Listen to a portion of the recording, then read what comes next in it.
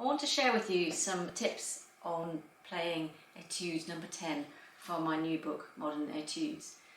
Each etude focuses on a specific topic, and for Etude number 10 it's all about cross fingering. So the first thing I would do is really have a good look at the etude. It's over 2 pages and it's very easy and clear to see all the different sections. Rather than trying to play the whole thing through, break it into the smaller parts and work at those on their own first of all. So the first type of cross fingering that I would look at would be the downward type. So I'll show you here.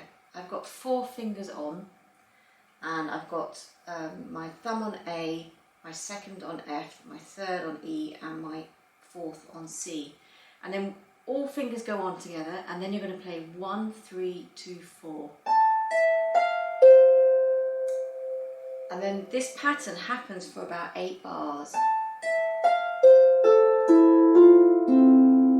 And I would just work at that really slowly until you feel that you've got real confidence and mastery over the fingers.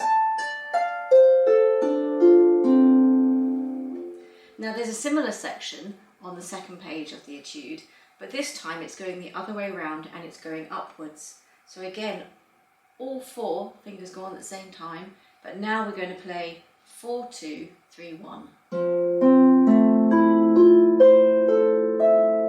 And you make a sort of gently closed fist at the end of it.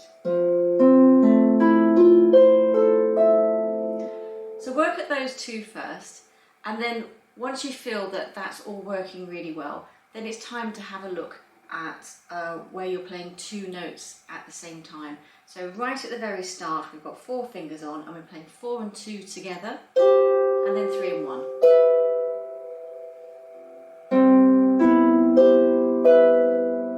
If you're new to doing cross fingering, what you might find is that when you play the 4 and 2, that they don't quite happen at the same time and it sounds a bit like that.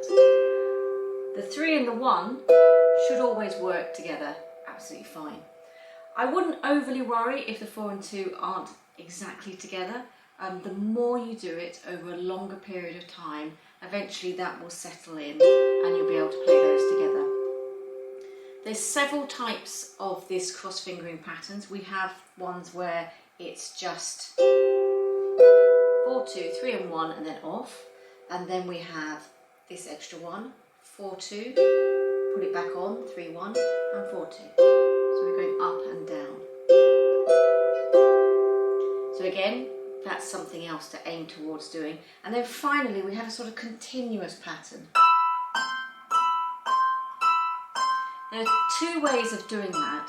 You could do it so that you play the 4 and 2, and before you play 3 and 1 you put the 4 and 2 back on, and likewise, so that you always have the next set of 2 fingers ready.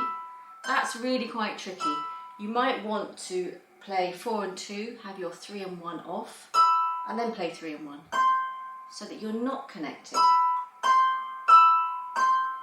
So those are 2 very different ways of doing that end bit. But it's a real deep dive into cross fingerings, and what I would suggest is work at all of those separately first. When you feel that you've really mastered them, then play the whole etude as a piece.